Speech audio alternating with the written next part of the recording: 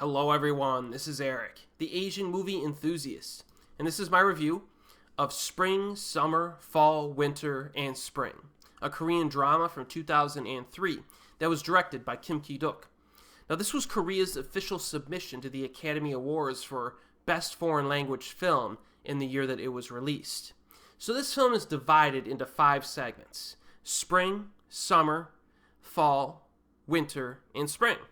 And each segment depicts a stage in the life of a novice Buddhist monk and his older teacher. Now, the segments are roughly 10 to 20 years apart, and each segment takes place during the season of its title. So the implications of the characters' actions are basically, silently commented upon by the presence of Buddhist symbols and iconography. And I will briefly summarize each season and segment of the story while avoiding spoilers here. So Spring is the first segment, right? And just to give you an idea of how this film plays out generally, it opens with a very relaxing environment. You have a lake, some small wooden gates on the lake for the boats, and a small floating monastery in the middle of the lake. And then we see foresty hills in the background. We also see some Buddhist imagery in the form of paintings on the gates, as well as rock carvings around littered around the forest. So this environment is pretty striking right at the opening scene, and it's present for the entire film. Yeah, we get to spend the entire film in this beautiful little area. In some ways, this movie is a great choice for people who want to relax and mentally get away from the hustle and bustle of urban life or suburban life. It's one of those movies. This movie actually kind of helps you clear your mind a little bit. It's almost like cinematic ASMR or something. It is, to a certain degree. And then we're immediately introduced to the young Buddhist apprentice and his master. We see their everyday lives, how they live their lives. The kid, for example, goes out to pick some herbs in the forest, but he's got to worry about some dangerous animals that are around. He's kind of learning the ropes, so to speak. And this spring segment has one of my favorite scenes of the whole film, which involves a few animals, including a frog. And it's kind of an important life lesson for our lead character. So, the first segment is solid. Then we have Summer, the second segment. So in this segment, our apprentice is now a teenager, so it jumps forward in time. A mother and daughter visit the monastery for some health reasons. And this segment is more concerned with desire and lust as its themes. It does a good job of showing the interactions between the apprentice and the younger woman. Similar to some of Kim's other films, there is a general lack of dialogue in this, of course, but it feels natural, and it's quite charming at times. It's also quite romantic. There's a really interesting moment involving a chicken in this segment. So almost every segment has a memorable scene involving an animal or animals, which I found pretty unique. Then we have Fall, the third segment. It begins with a very surprising story element that flows from the prior segment, Summer. I was not expecting it, so I'm not going to tell you what it is, but I'm happy with this script writing decision because it kind of adds some complexity and depth to the apprentice's character. In this one, there's an interesting scene involving a cat's tail, which is pretty cool. And then there's a great scene involving a can floating in the water that was pretty cool. It was kind of a very pithy moment, I thought. And the final scene of this segment could be the most impactful of the whole film. Then we have Winter.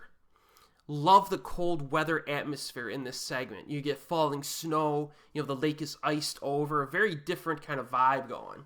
I like the brief scene involving the snake at the beginning. And then, again, every segment has some type of impactful scene in it. And this one does too, but I won't spoil it for you. And then it finishes off with a short segment back in spring again.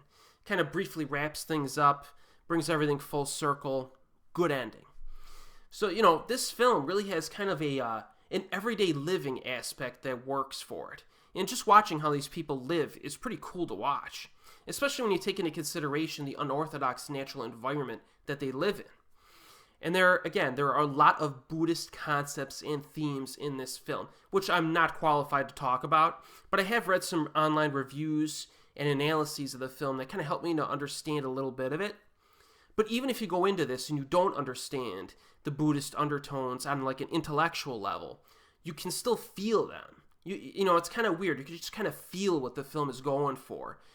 because those Buddhist undertones are supplemented with some genuinely engaging human dilemmas that really anyone can associate with.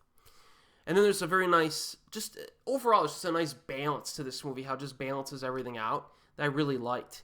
This is only the second time I've seen this film. My first viewing was 13 years ago. So going back to this, it was almost like watching it for the first time again. And it really helped me to appreciate it. Very unique and memorable film.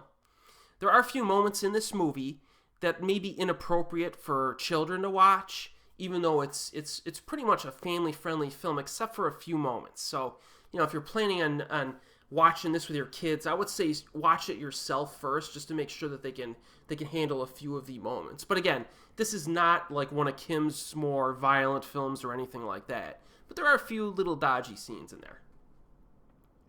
And remember, this was submitted for Oscar consideration and never even got nominated. Meanwhile, The Barbarian Invasions, a merely decent film, won the award for Best Foreign Language Film that year. I think it's kind of ridiculous. And I did an entire video, actually, on Korea's history of Oscar submissions and the problems associated with that whole process. I'll include a link in the description box below in case you want to watch it. I think it's one of my more informative videos, actually, so check it out. And Spring, Summer, Fall, Winter, and Spring is totally worth seeking out. Widely available, streaming, and on physical media in the United States. So really no excuse not to check this out. It's a good starting point for people who want to get into Kim's films. And I have reviewed a bunch of his other films on my channel. So if you need some guidance on which ones to prioritize, just watch my reviews or you can ask me in the comments section. And as always, we'll see you next time.